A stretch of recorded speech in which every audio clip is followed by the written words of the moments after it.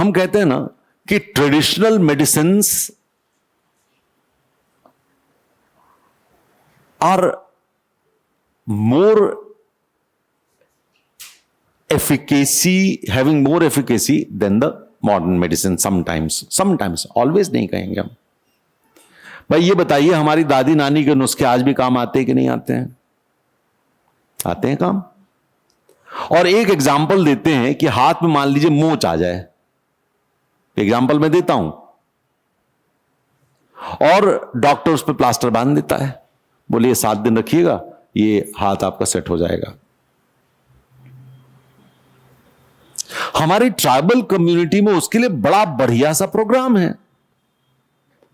वो क्या करते हैं, एक पट्टी बनाते हैं कपड़े की और उसके अंदर रखते हैं चना, और उस चने को पट्टी के फॉर्म में, ऐसे बैंड के फॉर्म में बांध देते हैं, और कहते हैं कि हर 1-1 घंटे में इसमें पानी में डुबा करके निकालते रहना।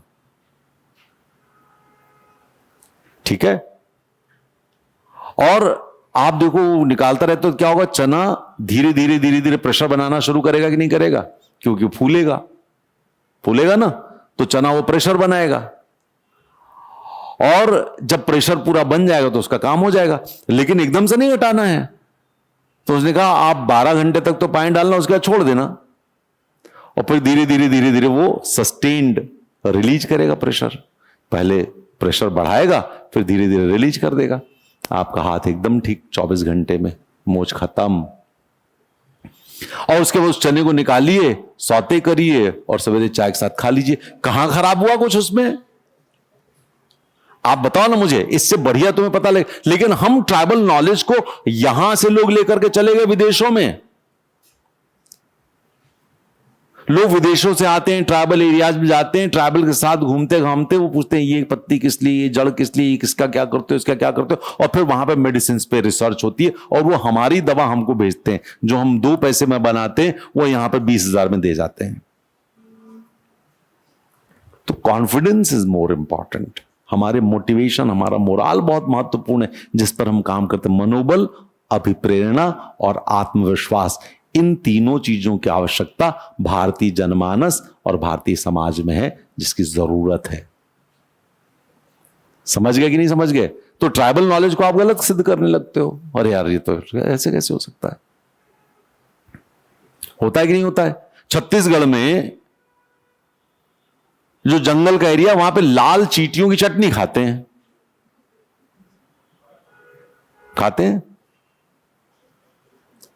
वो बहुत सारी चीजों के लिए अच्छी है, हेल्थ के लिए। लेकिन लोग कहेंगे ऐसे, लेकिन उन्हीं चींटियों का वो जो उसका निकल रहा है, उसका केमिकल कंपोजिशन लेकर के आपको बेच देंगे। आप कहोगे यार देखो बढ़िया है।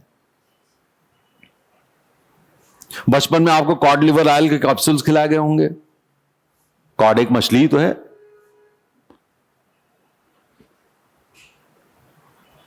कहा गया कि भाई साहब कोलेस्ट्रोल, अभी कोलेस्ट्रोल गायब हो गया। कैसे गायब हो गया पता ही नहीं चला अभी लोगों को। कोलेस्ट्रोल है, खराब है, लेकिन उस पे घी बंद कर दिया लोगों ने खाना। घुटने जवाब देने लगे 40 साल की उम्र में। हम आपको कुछ चीजें बता रहे हैं। मेरी मदर कहती है घी रोज खाओ।